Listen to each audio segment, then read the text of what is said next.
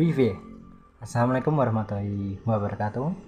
My name is Mahendra Rasyid Ridho. I'm from TPI 6G and my number study is 025. So today I'm here to telling you about Russian culture. So looking forward for it. Russia or the Russian Federation is a country spanning Eastern Europe and North Asia. It's the largest country in the world by area, extending across 11 times and sharing land border with its 14th country.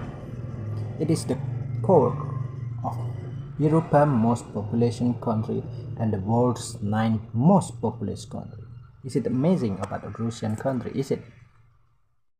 Like I said before, Russia is have most of population, including 16 population center with over a million inhabitants in this country. Its capital as well as its largest city is Moscow, and the St. Petersburg is Russia's second largest city, and for now it's a cultural capital. So when you go to Russia, don't miss it. The Russian second largest city, it is St. Petersburg. Move on in religion. Most people or younger knowing Russian is the world most atheist people in the world, but no. The truth is religion of Russian is Orthodox Christian, and the second is of course the one Orthodox Christian is it Christian, and there is Islam, Hindu, Buddha, and other believing in the Russian, but there is no much of that beside the Orthodox Christian, because that is the traditional religion and the largest one in Russia. So not everyone is atheist, guys. And next is nature. We know that Russia is the widest large one of the country, and of course the nature is very big.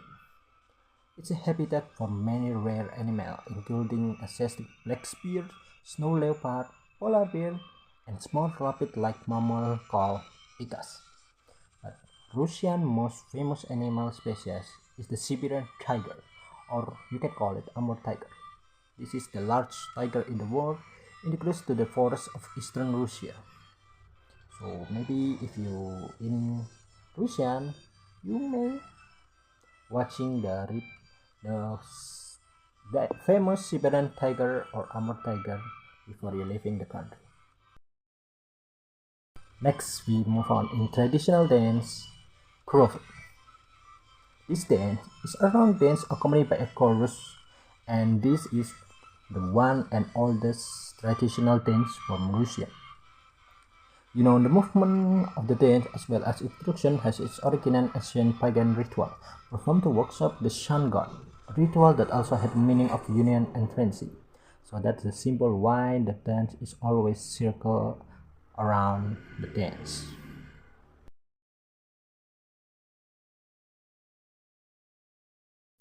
Next is Parnya, or said Parnya. Parnyan was a word that was used in ancient Russia to address an upper class woman. It's basically when a man wants to marry, this traditional dance will be used.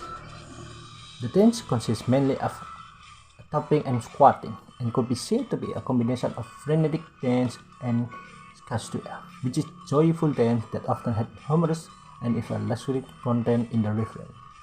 So the purpose is to make the upper class woman is entertainment or make her laugh. That's the traditional dance of Russia. Now let's move on the habit of Russia. There is habit in every countryman in each country, right? So let's talk about habit of Russia. The first is family. Family in Russia is very important, and every member of the family should contribute in some way. So one and all is family is number one. Apartments are usually small, but you frequently find that more than 5 or one family generation live together. Russians have a general affinity for group, so if you receive an invite to someone's home, it's likely they are like you, or they will welcome you as part of their family unit. So in the Russian, family is very close on you. Don't go alone, and the family always be with you in Russia. Next is Russian etiquette greetings. Just like other country, when meeting a Russian for the first time, male or female, good etiquette is shaking hand firmly while retaining eye contact. Looking away is rude and show indifference. Russians commonly introduce each other through a third person rather than direct introduction themselves. As a non-native, do not assume familiarity. Wait for your Russian acquaintance to take the lead. Next is body language. Russia are wary of anyone who appears serious. Smile when you're meeting and are genuinely happy to meet someone. Also, sitting with the bottom of your feet showing is rude. Whistling indoors is frowned upon as is preternaturally through the hurler for financial performance. When pointing, do not use a single finger but gesture with your wide, bold hand. Bad posture and standing with your hand in your pocket are considered sign of laziness. Lastly, Russian etiquette typically discourages display of affection in public. So you must be aware that body language, the most important is smile. You don't smile when you not want to smile because it's rude from them. Russian thing, smile when you feel it, and it's true honest of your feeling, and don't fake your smile. Is it true? Number 4, meeting. Russian are great hosts and love entertaining guests in their home. Common Russian ethic declares that they often put more food, so don't eat very much food in there. Russian will be think if you eat too much and the food is gone. They'll be think they have enough cooking for you. So please be aware of that. In informal situation, people use all three names when referring in the order. And the next is very similar to other country, I guess. And Russian food drink celebration. Most of you think Russian without a vodka is not Russian.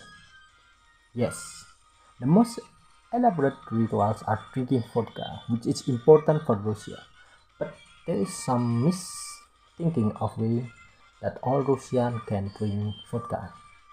Well, there is people, younger people, in the time of this 2024, there is most of men don't drink vodka. So yeah, not all people drinking vodka, but yeah, the most ritual or anything in the wedding, the most ceremony, drinking vodka is most important for Russian people.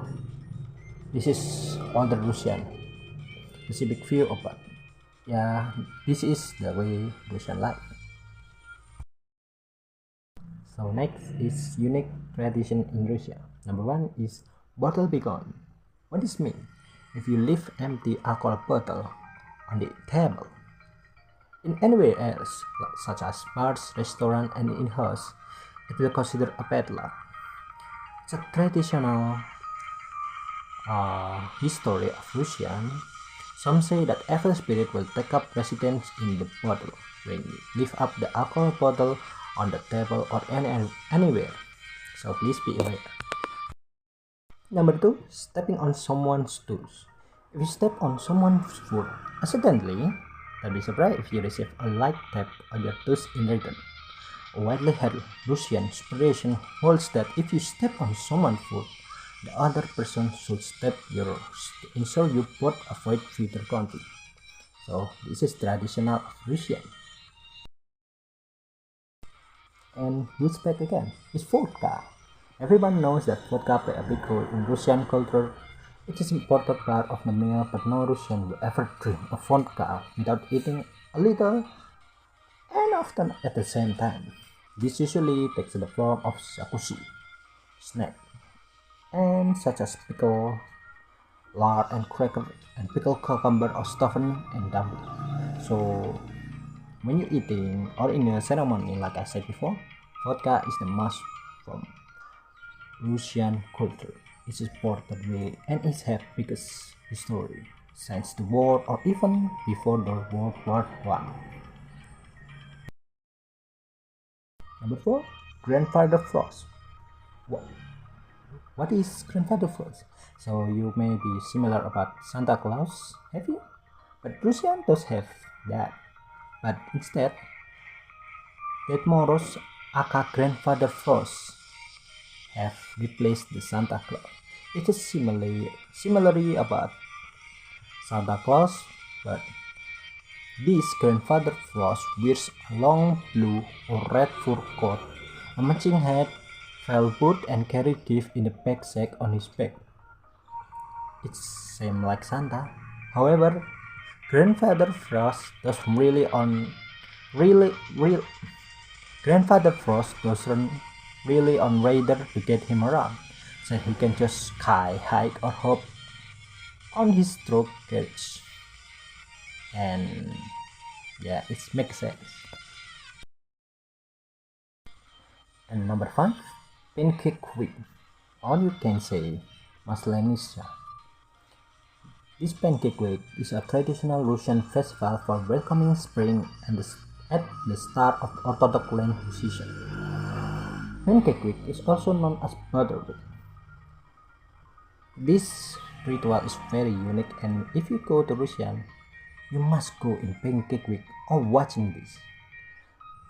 Pancake Week ends with the solemn burning of the figure of the winter. It symbolizes its mean the end of winter of cold and the onset of spring with hope for good harvest. So let's move on do and don'ts do in Russian. There's plenty rule in Russian that you must aware. So please beware. In the greeting, a chat kiss is usually common between close relatives. Sometimes it's shortened to 2 kiss. But if you are stranger, don't do this. But most people or most countries actually do this, right? And the 2 is Russian handshake etiquette. If you're wearing a glove, make sure to take them off before handshake, because it hurts if you have gloves when you are shaking their hand. At the thing, when should you start eating? So the answer is don't start eating before everyone gets to the table. According to Russian, this is considered rude if you start eating your food before everyone take on the table. And going toilet, you just go on toilet like normally, but don't go after. The Russian people will thinking as a rule. And the 3, Russian drinking etiquette. Making a toast.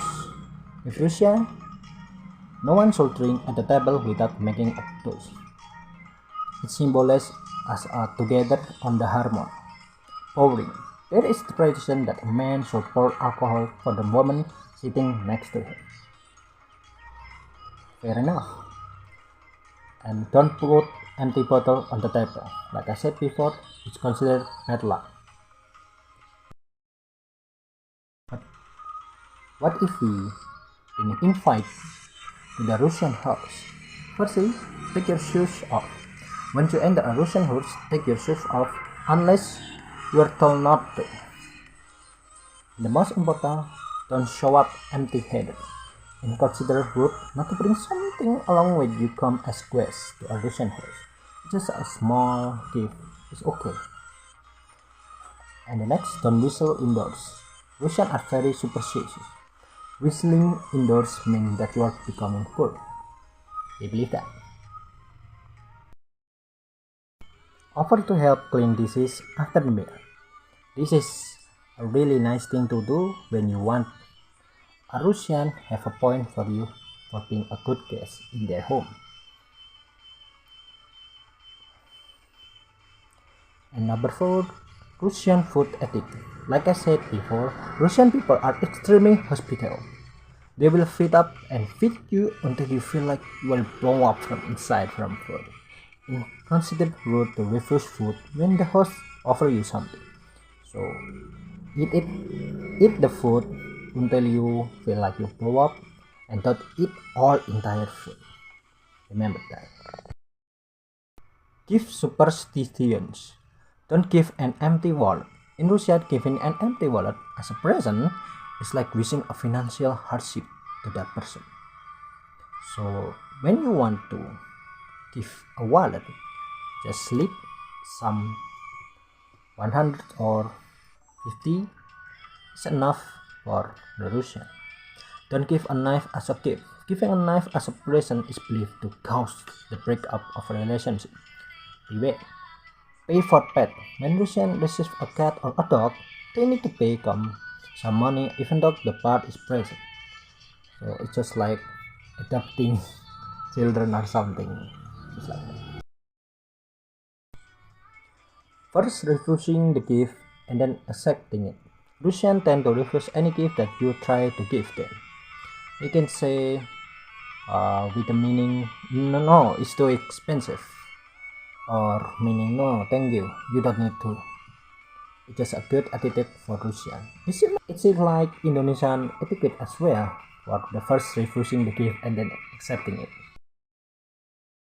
So here is language of Russian. That is difficult or maybe normal from some people, but for me itself, the language of Russian is very hardly. So you can see the accent as well is very different from the normal English. But there is a consonant vocal such as a, I, u, e, o. There is some way to say thank you, thanks a lot, that's very kind of you, thank you for the gift. So the simple way is thank you. Спасибо. Спасибо. It means thank you. And there's some another introduce yourself in the Russian, such like Меня зовут Vanya. It means my name is Vanya, and the other of itself. You can learn about it later on because I'm not very good on Russian. But yeah, Меня зовут Vanya means my name is Vanya, or Меня зовут Mahendra. It means my name is Mahendra. So, music on Russian. The most traditional music and most popular is Kalinka. It's Russian folk style song written in 1890 by the composer and foxtrot Ivan Larniov. Maybe you know him. And the first performed in Saratov. This song refers to Kalinka, which is Russian for snowball tree, and has lively tempo and feel. It is one famous Russian folk song in Russian and maybe across the world.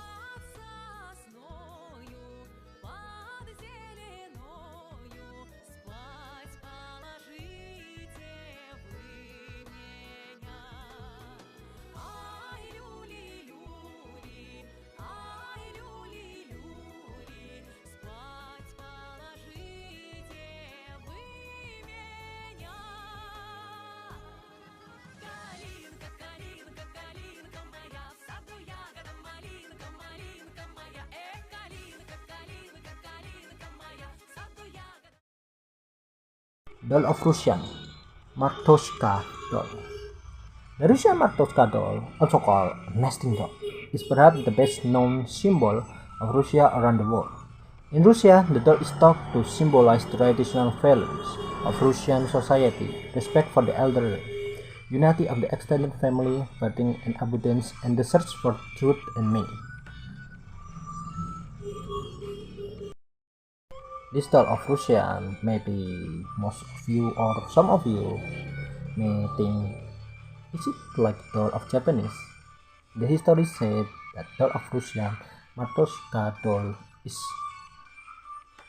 have some similarities from the doll from Japanese country. And don't forget, when you visiting Russian, food is number one. So when you go to Russian,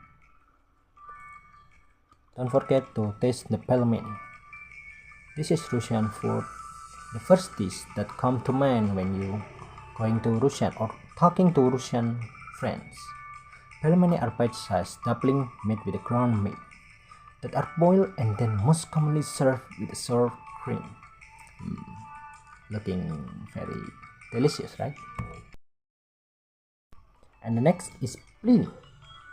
It's like French crepes but often more savory. Blini are thin pancakes served with meat, saffir, cabbage, or something sweet. Blini with honey, jam, or condensed milk make for a sweet breakfast, while several blini with mixed meat and sour cream is a satisfying lineup. You can say it for you who love sweet food. You can try blini. Borscht is a traditional Russian soup made with a beet as primary ingredient, giving a distinctive red color. It is often served with sour cream and dill and is a staple in Russian cuisine. Really, is it delicious? Maybe you can try it for me. This is the end of my presentation. Please beg your pardon if my accent or my language is not clear enough for you, but most of all, thank you for listening. Spasibo. My name is Mahendra Rasyid. See you and good luck if you go in Russia. Bye bye.